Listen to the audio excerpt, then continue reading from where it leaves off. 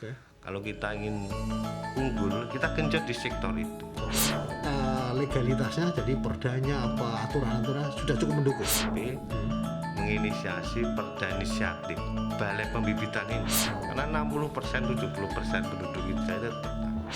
Kalau kita hanya diam saja terus seperti ini, perda RT RW harus konsisten, karena Jawa ini salah satu tanah yang subur. Terang sekali teman-teman di Komisi B, ya kan, berbicara soal RTW. Saya baru dengar dari Pak Mahfud juga mendorong para staf-staf balai itu lebih banyak di lapangan. Mereka harus bersama dengan petani-petani. Jawa Tengah akan menjadi ikon kembali sebagai pusat industri produksi ternak ya. Iya. Kalau dari perspektif Dewan, di mana 3 fungsinya adalah fungsi budgeting, fungsi pengawasan, sama fungsi legislasi. Iya. Dari 3 fungsi ini, dari anggaran kita memungkinkan nggak untuk mendukung pengembangan lagi peternakan kita? Yang namanya anggaran itu seberapapun besar tetap kurang. Ya. Tapi kita prioritas kita yang akan kita genjot seperti apa. Oke. Kalau Jawa Tengah punya sejarah seperti itu, Oke. kalau kita ingin unggul, kita genjot di sektor itu. Oke. Sektor itu akan memberikan manfaat besar bagi petani, peternak, dan juga memberikan keunggulan Jawa Tengah. Oke. Kita sudah punya dasar. Ya. Jadi berapapun anggaran tetap kurang, tapi mindset kita mau ke arah kan mana, tahun ini kita akan kemana, Oke. tahun ini kita harus unggulkan di mana. Ya. Kompetisinya harus terus dilaksanakan Oke. dan konsisten. Terus dari aspek legalitasnya, jadi perdanya apa aturan-aturan sudah cukup mendukung. Sudah cukup mendukung. Makanya ini tahun 2021 ini saya menginisiasi DPRD melalui Komisi B, menginisiasi perda inisiatif tentang apa itu balai pembibitan ini. Balai pembibitan ternak Maupun pertanian maupun perikanan. Perikanan, oke. Kan kita jadikan perda penguatan di situ. Oke. Sehingga mau tidak mau nanti harus kita paksa dengan perda itu, anggaran akan kita arahkan ke sana. Karena 60% 70% penduduk kita itu tetap petani. Ya, petani. Betul. Dan yang ke depan yang harus dilakukan adalah bahwa kita harus mengingat anak cucu kita. Ya, betul. Jadi perda RT RW harus konsisten. Karena Jawa ini salah satu tanah yang subur. Ya. Sehingga pembangunan harus ketat betul. Jadi pemukiman ini ke atas terus harus kita ke atas. Jangan ke samping. Jangan ke samping. Ya. Oke. Kasihan nanti. Ya. Kasihan nanti karena ini tanah yang subur, tentunya di sektor pertanian dan peternakan harus sejajar. Ya.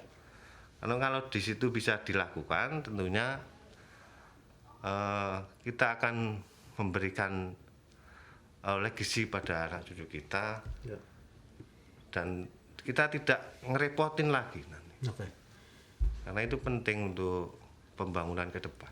Jadi teman-teman di Komisi B sudah punya komitmen mau bikin inisiasi perda mengenai pengembangan pembibitan pertanian dan peternakan yang kuat gitu. Iya, karena itu diatur dalam undang-undang tahun 41 tahun 2004. Ya. Apa alasan yang bisa memperkuat bahwa ini penting, Pak? Selain tadi ada aspek historis, aspek ini, apa dari aspek keahlian dan kultur kita beternak apa memungkinkan? Ya, ternak itu kan dilihat dari satu kan mesti bibitnya. Ya. Bibitnya mesti bagus, berlomba dengan luar negeri. Oke. Kalau bibitnya bagus, mesti outputnya juga bagus, hasilnya bagus.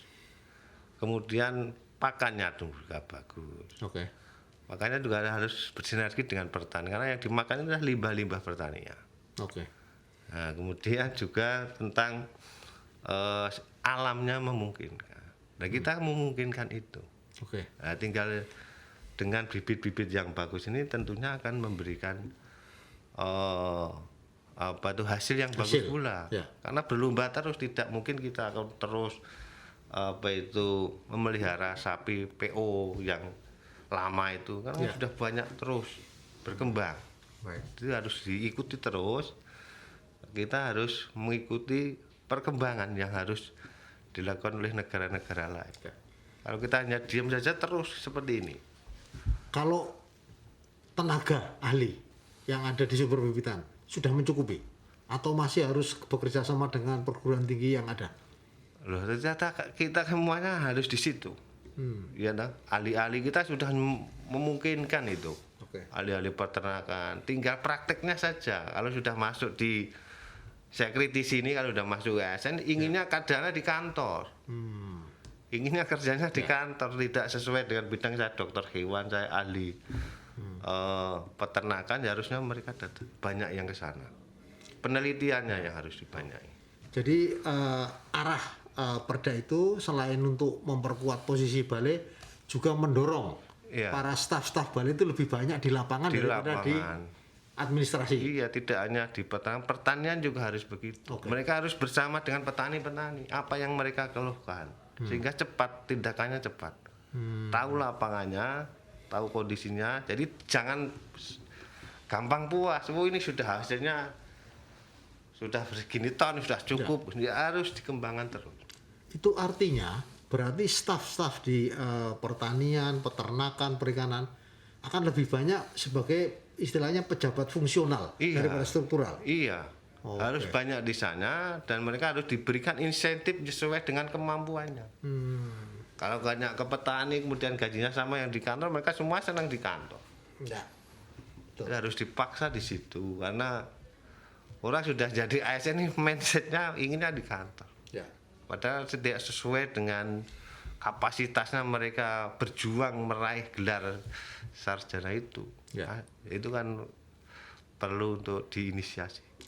Jadi kembali ke titik awal Pak Manto. Jadi pada kondisi pandemi yang seperti ini, Komisi B punya keyakinan kalau sektor peternakan, sektor pertanian dikuatkan, UKM dikuatkan, itu akan bisa menjadi tiang pancang atau mungkin trigger atau pemandu untuk kebangkitan ekonomi kita. Iya, itu salah satu yang harus kita dorong terus dengan politik anggaran yang mengarah ke sana. Dan itu akan global. Ya. Jawa Tengah akan menjadi ikon. Kembali sebagai pusat industri. Produksi ternak ya. Iya. Ya. Yang pernah sejarahnya sudah pernah ada. Sudah pernah ada. Okay. Dan ditinggal begitu saja. Ditinggal. Karena saya juga baru tahu dari Pak Manto ini bahwa kita ternyata pernah punya posisi yang begitu hebat. Di peternakan. Di peternakan kita hebat karena alamnya mencukupi, Jawa Tengah subur. Ya. Kemudian menjadi penyangga timur barat. Ya. Kemudian alamnya juga air juga melimpah. Airnya cukup ya. Dan yang saya tertarik itu adalah tadi Pak Manto katakan tidak harus dalam bentuk peternakan besar, tapi peternakan rakyat lebih efektif. Iya, lebih efektif. Mereka akan mesti yang mereka kalau mereka beternak dengan kondisi penghasilan yang cukup, mereka terus meningkat. Mereka harus meningkatkan dirinya sendiri. Siapa yang nggak seneng penghasilannya akan menjadi 10 mandi bagus, mereka akan naik 20 menjadi 100. Ya. Dia akan menyerap tenaga-tenaga di lokal di situ. Jadi selama ini rasanya kita seperti mengabaikan sejarah kebesaran kita. Ya, kita terlalu asik dengan yang gampang-gampang. Oke. Pragmatis ya. Pragmatis dan itu akan kesulitan kita sendiri. Sekarang kita merasakan, kita akan merasakan bagaimana semuanya kita menjadi negara konsumen ya. Padahal kita sendiri bisa. Ya. Memang gampang impor kan banyak labanya kan. Tapi rakyat kita, anak cucu kita akan terus dininabubukan seperti itu. Dan kalau diumbang-ambingkan tidak bisa mandiri, adalah kemandirian pangan kita di situ. Pak, tadi terkait dengan RT/RW, rancangan tata wilayah tata ruang. Iya. Saya kira jarang sekali teman-teman di Komisi B, ya kan, berbicara soal RT/RW. Saya baru dengar dari Pak Manto, karena biasanya yang bicara Komisi A atau Komisi D. Iya. Nah, dalam perspektif ini, saya juga agak kaget. Ternyata Bapak sudah punya ancar-ancar dengan teman-teman di Komisi B supaya lahan-lahan pertanian, areal peternakan kita tidak diintervensi oleh pemukiman begitu maksudnya. Iya. itu harus dikunci. Ya. Jadi Caranya bagaimana Pak? ya ditegakkan Perda RT RW ini kan sudah ada Jawa Tengah, kabupaten-kabupaten juga harus ada. Ini harus ada kesadaran di antara gubernur, bupati karena konseptornya di situ. Oke. Itu kalau sudah ada Perda RW berapa ratus hektar untuk tanah lestari, tanah pertanian, untuk hutan dan sebagainya, itu harus dikunci, tidak boleh. Kalau sekarang sudah exiting, sudah ada pemukiman ya di situ, nanti naik, kemungkinan harus dinaikkan. Termasuk di pedesaan juga harus naik pemukiman. Ya kalau itu sesuai dengan Perda RT RW sudah nggak apa-apa. Artinya kalau di pedesaan kan masih tanah-tanah pekarangan kan memungkinkan untuk itu. Kalau tanah lestari, tanah yang untuk pertanian itu harus dikunci. Tidak boleh karena ini boleh nanti 10 tahun sudah lain lagi. Oke. Nah ini akan menjadikan sektor pertanian nantinya tergerus. Ya. Peternakan juga tergerus di situ. Oke. Jadi selain menyuarakan untuk mengembangkan lagi pembibitan, balai-balai dan segala macam dari sektor peternakan, perikanan, Iya. kehutanan dan pertanian, Pak Manto dan teman-teman Komisi B juga akan memperjuangkan bahwa lahan yang memang sudah diperuntukkan untuk pertanian dan kehutanan tidak diudik-udik. Tidak diudik-udik. Oke. Itu menjadi kunci kita, warisan kita kepada anak cucu. Oke. 10, 20, 50 tahun ke depan baru terasa kalau Ya. itu tidak kita kunci dari sekarang. Ya. Baik. Pak Manto, saya kira apa yang diungkapkan sudah cukup gamblang, jelas. Ya. Apa yang akan diperjuangkan teman-teman di Komisi B, para dulur Jawa Tengah sudah tahu bahwa komitmen mengembangkan peternakan, pertanian, kehutanan, perikanan konsisten dengan RT RW. Iya. Artinya teman-teman Komisi B dalam fungsi pengawasan akan berjuang ketat, nyemprit atau mengingatkan jika ada pemakaian areal yang melewati batas. Iya. Begitu ya Pak Manto? Iya. Ya. Mungkin Pak Manto sebelum kita tutup acara ini ada yang perlu disampaikan. Saya perkenalkan dulu para sedulur Jawa Tengah. Pak Manto ini adalah Ketua Komisi B dari daerah pemilihan Jawa Tengah 8, betul Pak? Ya? Sudah 6. 6, oh sorry, Jawa Tengah, Dapil Jateng 6 yang meliputi Karanganyar, Sragen, dan Wonogiri.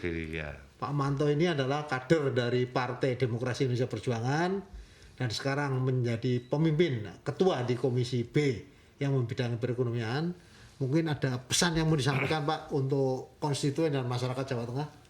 Yang jelas kita harus optimis melihat sekali lagi kalau kita akan maju ke depan, kita tidak boleh melupakan sejarah. Sejarah kita sudah banyak tentang pertanian, peternakan yang waktu itu kita sudah landing dengan negara-negara lain, kita sudah ekspor.